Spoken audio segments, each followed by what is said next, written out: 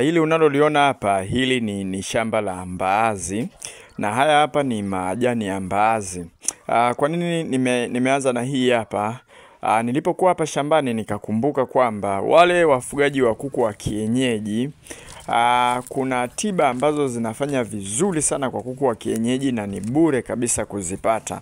Unajua ufugaji wa kuku wa kienyeji, kama hautokuwa makini kwenye matumizi ya dawa na namna sahihi ya kudili na magonjwa ambayo yanawashambulia sana hawa kuku, basi unaweza usipate faida yoyote na usione manufaa ya kuwafuga hawa kuku wa kienyeji. Kwa hiyo kwenye hii video ya leo hii nitakutajia tiba ambazo unaweza ukatumia kwa ajili ya kuku wa kienyeji. Tuna tiba nyingi sana zinazotibu magonjwa ya kuku tofauti tofauti. Kwa mfano broiler ambao unawaona hapa, huwa tunawatibia kwa kutumia tiba za asili hapa shambani, hatutumii tiba za dukani, lakini broiler wana tiba zao ambazo zinafanya kazi vizuri.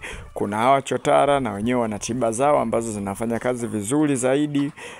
Kuna kuku wa mayai wana tiba zao ambazo zinafanya kuku vizuri zaidi. Sasa leo nataka tu nikuonyeshe tiba 5 ambazo zinafanya vizuri zaidi kwa hawa kuku wa kienyeji.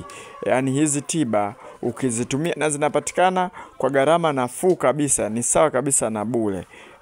Nisikilize mimi mpaka mwisho wa hii video.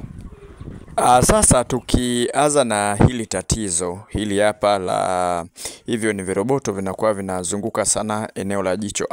Naweza nikasema zaidi ya 60% ya wafugaji wengi wa kuku wa kienyeji huwaga wanakabiliwa na hilo tatizo la viroboto. Sasa hapa hii sio tiba ya asili, hii naweza nikasema ni tiba mbadala, kitu kama hicho hapo. Humo bwana, hiyo tiba tunaitibu kwa kutumia mafuta ya taa. Kwa ukipata mafuta ya taa, ukipaka hilo eneo ambalo lina hiyo shida, wanapona kabisa hao kuku. Kwa hiyo hii ndio tiba ya kwanza ambayo ninakupatia, ni mafuta ya taa. Lakini pia tiba nyingine ambazo pia zinafanya kazi vizuri kama una mafuta ya taa, kitunguu saumu. Ukichukua kitunguu saumu ukakiponda ponda, unawekea maji kidogo. Kwa mfano kitunguu saumu ile punje moja unaweza ukaiblend au ukaitwanga ukawekea na maji kijiko kimoja, afikisha ukapaka hilo eneo ambalo lina viroboto na kuku wako watapona vizuri kabisa. Sasa bwana, dawa nyingine ambayo ni nzuri kabisa ni haya majani ya aloe vera. Nitashangaa sana kama unafuga kuku wa kienyeji huyajui kabisa ya majani. Haya majani kwanza huwa yanatibu ugonjwa wa kideri, ambao ugonjwa wa kideri kwa kuku wa kienyeji huwa wanapata sana kutokana na hakuna namna bora ambayo utawapa kuku wa kienyeji chanjo, lakini pia unaweza kutumia majani kama chanjo kwa kuku wa kienyeji.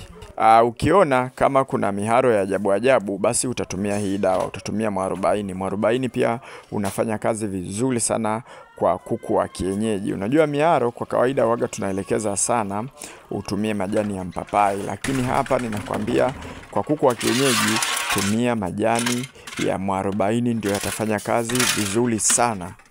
Wewe yajaze kwenye jagi kama hilo, jaza majagi mawili, weka kwenye maji lita 10. Una blend kama hivyo. Ukiblendi, kama una blender unaweza kutumia tu kinu cha kawaida, lakini kipimo chake ndio hicho.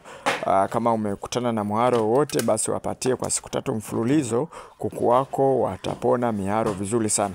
Kuna ile miharo ambayo huwaga inagandiaga nyuma ya manyoya, nadhani mharo mweupe utakuta umegandia nyuma ya manyoya, basi wapatie huu mchanganyo, unafanya vizuri sana kwa kuku wa kienyeji. Unaweza ukajiuliza hilo kopo nilikuwa ninaongeza nini? Nilikuwa ninaongeza asali. Asali itakusaidia kwenye tiba yoyote ile, unaweza kuweka na asali. Asali huwaga inakuwa kama vile glucose kwa ajili ya kumpa nguvu kuku ambaye anaumwa na amechoka, anashindwa labda kutembea, anashindwa kufanya kitu chochote. Basi ndio maana hapa sisi tunavyoenda kumtibu huyu kuku tumeongeza na hii asali, ili iweze kumpa nguvu na dawa ifanye kazi vizuri, aweze kula vizuri kabisa. Nadhani nimekupa darasa zuri sana namna ambavyo unaweza ukawatibia kuku wako kama hivyo. Tupo tunachanganyia kwenye maji huo mchanganyo wetu. Sisi KingoFarm huwa hatupendi sana unajua hakuna kitu kinauma kama vile kupoteza mtaji wako. Sasa unakuta kuku wanakufa kama hivi. Sasa hapa ngoja nikupe tiba ya minyoo. hii minyoo ambayo umeona hapo, huyo kuku amejisaidia minyoo kabisa. Huyo kuku baada ya kupewa tiba ya minyoo ambayo nitakutajia hapa, hii itawafanya kuku wako waweze kujisaidia. Yani inaenda inaua minyoo, alafu ile minyoo inatoka inatoka kwa njia ya kinyesi. Kwa hiyo pale anapokuwa anajisaidia basi anatoa na minyoo.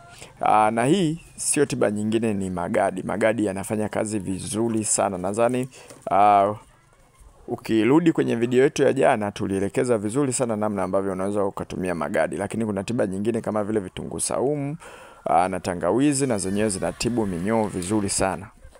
Jamani, hamna changamoto kubwa kama kutambua magonjwa ya kuku. Kwa mfano kama vinyesi, ukikiona kinyesi kama hicho hapo au hiki kinyesi, kutambua kwamba kwa kinyesi hiki ni ugonjwa gani huyu kuku anaumwa, ni changamoto kubwa sana. Kwa hiyo tunawashauri mjiunge na kundi la KingoFarm. Ukijiunga na kundi la KingoFarm, manake unao uwezo ukapiga picha kinyesi ambacho huelewi ni ugonjwa gani, na sisi tukakwambia ni ugonjwa fulani. Kwa hiyo kwa muda wa miezi miwili ambao utakaa kwenye kundi, utatoka tayari unauelewa kabisa wa kutambua magonjwa ambayo yani magonjwa kuku anaumwa ugonjwa gani, kutokana na dalili ambazo huyo kuku anakuwa ameonyesha.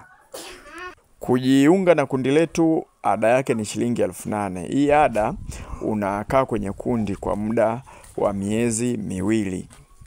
Nikiwa bado sijakutajia tiba ya mwisho, ni kukumbushe KingoFarm tuna hivi vitabu. Hivi vitabu vimewasaidia wafugaji wengi sana. Kwa sababu hivi vitabu, kitu cha kwanza ambacho napenda humu, vinapunguza gharama ya ufugaji. Mfano hicho kitabu cha ufugaji wa broiler kina hadi kanuni ya kuwachanganyia broiler. Mchanganyo ukiwapa broiler wanakuwa vizuri kabisa kuwachanganyia chakula, lakini pia na hatua ya kutumia kinga na booster za asili. Tumejikita sana kwenye booster za asili. Ukiwa na hicho kitabu utapunguza sana bajeti ya kununua booster na dawa za asili. Lakini sambamba na kitabu cha tiba za asili, hiki kinakuelekeza jinsi ambavyo unaweza ukatengeneza tiba kwa ajili ya kuku wako. Vitu vilivyoandikwa humu ni vya gharama nafuu sana, na vingine vinapatikana bure kabisa. Yani kama majani ya mwarobaini, kuna vitunguu saumu, kuna tangawizi, ni vitu ambavyo unavipata kwa gharama nafuu sana. Kwa hiyo inakupunguzia wewe bajeti. Alafu pia ni dawa za uhakika. Ukiwapa kuku wako ni uhakika. Kuna safari ya ufugaji, humo kuna kanuni ya kuku chotara, kuna ufugaji bora wa kuku wa kienyeji. Siku zote huwa nasema katika kitabu ambacho tumempendelea sana mfugaji ni hiki kitabu cha ufugaji bora wa kuku wa kienyeji. Wale ambao mnafuga kuku wa kienyeji, humo kuna vitu vingi sana vipo kwenye hicho kitabu. Kuna huu mwongozo. Huu mwongozo utakusaidia sana kama hujui namna sahihi ya kuwapa kinga na chanjo, booster, dawa mbalimbali kuku wako, basi hicho kitabu kinakufaa. Vitabu vyetu ni shilingi 10,000 na ni soft copy, tunakutumia kwa njia ya WhatsApp. Kuna huu ugonjwa jamani, huu ugonjwa wa mafua unaoona hapo. Huu ugonjwa hauwapati sana kuku wa kienyeji. Huu ugonjwa ni chotara. Chotara ndio wanapata sana. Lakini kwa nini nimeweka hapa na ninataka nikuambie tiba yake ambayo inatibu vizuri kabisa? Kwa sababu moja, kuku wa kienyeji akipata mafua anakufa. Yani hawa kuku chotara, hawa broiler wanaweza wakavumilia wakakaa na hii homa kwa muda mrefu, lakini kuku wa kienyeji akipata tu mafua anakufa hata kama ni mkubwa. Yani tofauti na huku hawa kuku wa kienyeji, hawa chotara hawa wakipata wanaweza wakakaa, lakini sio kuku wa kienyeji.